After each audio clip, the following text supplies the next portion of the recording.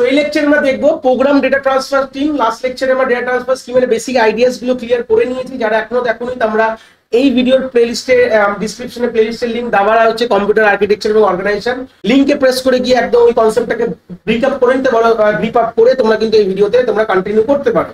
তাহলে program data transfer scheme কি করে হয় এবং তার টাইপস গুলো তো অলরেডি আমরা লাস্ট লেকচারে ডিসকাস করেছি, but program data transfer scheme কি জিনিস এবং কাদের মধ্যে নর্মালি এটা হয় সেটা কিন্তু আমরা প্রথমে আগে এই লেকচারে ক্লিয়ার করে তারপর আমরা তার টাইপস গুলোর দিকে কিন্তু এগিয়ে চলবো পরের লেকচার গুলোতে।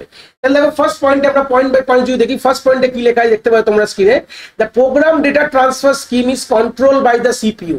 তাহলে প্রোগ্রাম ডেটা ট্রান্সফার স্কিম যেটা আছে এটা কি ধরো টেকনিক বলতে পারো স্যার, টেকনিক। স্কিম মানে হচ্ছে টেকনিক। তাহলে এই টেকনিকটা কে কন্ট্রোল করছে? আমাদের সিপিইউ কিন্তু কন্ট্রোল করে আমাদের প্রোগ্রাম ডেটা ট্রান্সফার স্কিমকে। ঠিক আছে, 2 নম্বর পয়েন্ট কি বলছে, the data transfer takes place under the control of program located in the memory. তার মানে গল্পটা কি, এই যে ডেটা ট্রান্সফারটা যে হচ্ছে সেটা কে কন্ট্রোল করছে? সিপিইউ করছে। কিভাবে করছে? এর যে কিভাবে করতে হবে ডেটা ট্রান্সফারটা সেটা কিন্তু একটা মেমোরি লোকেশনে লেখা রয়েছে। ঠিক আছে, এটা আমাদের যে কোনো একটি মেমোরি লোকেশনের মধ্যে এটা কিন্তু তার প্রোগ্রামটা কিন্তু তৈরি করা আছে। তাহলে এই প্রোগ্রামের সাহায্যে কিন্তু এই পুরো জিনিসটা টেক প্লেস হচ্ছে। বা বলতে পারো সিম্পল কথা যে আমাদের ওই মেমোরির মধ্যে যেই প্রোগ্রামটা লেখা রয়েছে ওই প্রোগ্রামটা কিন্তু মেইনলি আমাদের সিপিইউ এক্সিকিউট করছে আর করে কিন্তু তার এই ডেটা ট্রান্সফারটা কিন্তু নরমালি করছে। মানে এটা পুরো কন্ট্রোল কে করছে? এটা পুরো কিন্তু আমাদের এই যে under the control of program located in the memory, মেমোরির মধ্যে যে প্রোগ্রামটা রয়েছে সেই প্রোগ্রামটার মধ্যে পুরো ইতিহাস লেখা রয়েছে কিভাবে কি করতে হবে। পুরো দায়িত্বটা কিন্তু ওটাই ওই মেমোরি প্রোগ্রামের।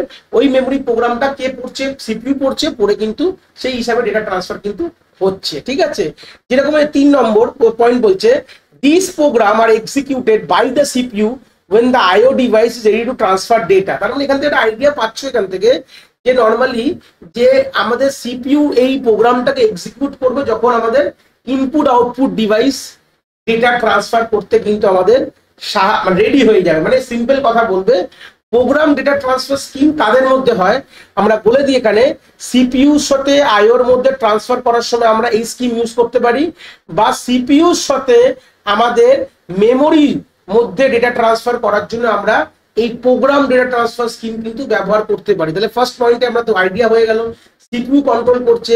সিপিইউ কিভাবে কন্ট্রোল করছে? মেমোরির মধ্যে প্রোগ্রাম লেখা রয়েছে, ওই প্রোগ্রামটা কে এক্সিকিউট করে?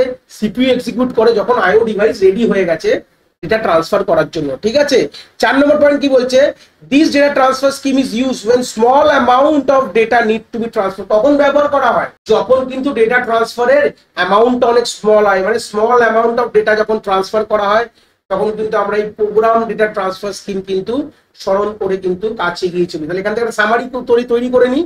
সামারি কি হচ্ছে যে এই প্রোগ্রাম ডেটা ট্রান্সফার স্কিম কিন্তু সিপিইউ কিন্তু কন্ট্রোল করে। কিভাবে কন্ট্রোল করে? এর যে এই যে কাজটা কিভাবে করবে এই কাজটা পুরোটাই একটা প্রোগ্রামের মারফতে আমাদের মেমোরির মধ্যে লেখা আছে।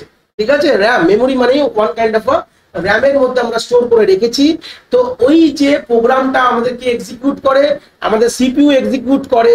মাথায় রাখবে যখন আইও ডিভাইস বা মেমোরি ডিভাইসও বলতে পারো যখন রেডি হয়ে যায় ট্রান্সফার ডেটা ট্রান্সফার করার জন্য, এই রেডি হয়ে যায় কথাটা কেন আমরা লাস্ট লেকচারেও বলেছিলাম যে আইও যে ওয়ার্কিং স্পিড আইও ডিভাইস গুলোর যেটা যাই হোক না যতগুলো আইও ডিভাইস হয় সেটা আমাদের স্ক্যানার, প্রিন্টার, মাউস যাই হোক না কেন পৃথিবীর, এবং মেমোরি এই র্যামের কথা বলবো, রমের কথা বলবো, এসএসডি কথা বলবো, হার্ড ডিস্কের কথা বলবো, এদের কিন্তু ওয়ার্কিং স্পিড কিন্তু অনেকই কম সিপিইউর তুলনায়। ঠিক আছে, আমি গত লেকচারে এটার একটা আইডিয়া আমি পুরো দিয়েছিলাম যে কার স্পিড কিরকম হয়। যারা এখনো দেখোনি বারবার বললাম ওটা দেখে নাও, আইডিয়া পেয়ে যাবে।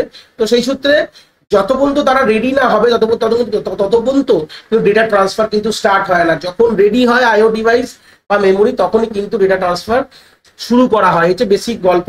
আর লাস্ট পয়েন্টে তো বললামই এটা মেইনলি ইউজ করা হয় যখন আমাদের স্মল অ্যামাউন্ট অফ ডেটা কিন্তু আমরা ট্রান্সফার করতে চাই। এই হচ্ছে বেসিক আইডিয়া ছিল আমাদের প্রোগ্রাম ডেটা ট্রান্সফার স্কিমের। এর পরের লেকচারে আমরা এর যে ফার্স্ট যে ডেটা ট্রান্সফার প্রোগ্রামের আন্ডারে, প্রোগ্রাম তো একটা লজিক বলতে পারো বা একটা কনসেপ্ট বলতে পারো যে এইভাবে ডেটা ট্রান্সফার হচ্ছে, বাট ফার্স্ট এর যে সাব টপিক যেটা রয়েছে, ফার্স্ট ক্যাটাগরি যেটা রয়েছে যেটা আমরা দেখবো, যেটা কিনা সিনক্রোনাস ডেটা ট্রান্সফার স্কিম। এটার পরের লেকচারে আমরা ডিসকাস করবো। আশা করি এই লেকচারটার কনসেপ্টটা তোমরা এখান থেকে খুব ভালো করে বুঝতে পেরেছো। যদি ভিডিওটা ভালো লেগে থাকে অবভিয়াসলি একটি লাইক করো, আর বন্ধু বান্ধবের সাথে শেয়ারও করো যাদের সত্যিই দরকার এরকম ভিডিওর। আর হ্যাঁ, অবভিয়াসলি চ্যানেলে নতুন হলে চ্যানেলটাকে সাবস্ক্রাইব করে দিও এবং বেল আইকনটিকেও প্রেস করে দিও, তাহলে এরকম নতুন নতুন ভিডিওর নোটিফিকেশন তোমরা সবার আগে পেয়ে যাবে। তোমাদের এক একটি লাইকে আমি অনেকটি মোটিভেশন পাই, আমি ফিউচারে এরকম ভিডিও আরো তোমাদের যেগুলো দরকার আমি অবভিয়াসলি নিয়ে আসার প্রচেষ্টা রাখি। তোমাদের যদি কোথাও কোনো ডাউটস হয় তাহলে ভিডিওর কমেন্ট সেকশনে অবভিয়াসলি আমাদের জানাতে পারো, আমি সেইগুলোর সমাধান অবভিয়াসলি করার চেষ্টা করব। তোমাদের যদি মনে হয় স্পেশাল কোনো টপিক আছে যেটা নিয়ে ভিডিও বানালে তোমাদের সুবিধা হবে, সেটাও তোমরা আমায় জানাতে পারো এই ভিডিওর কমেন্ট সেকশনে লিখে।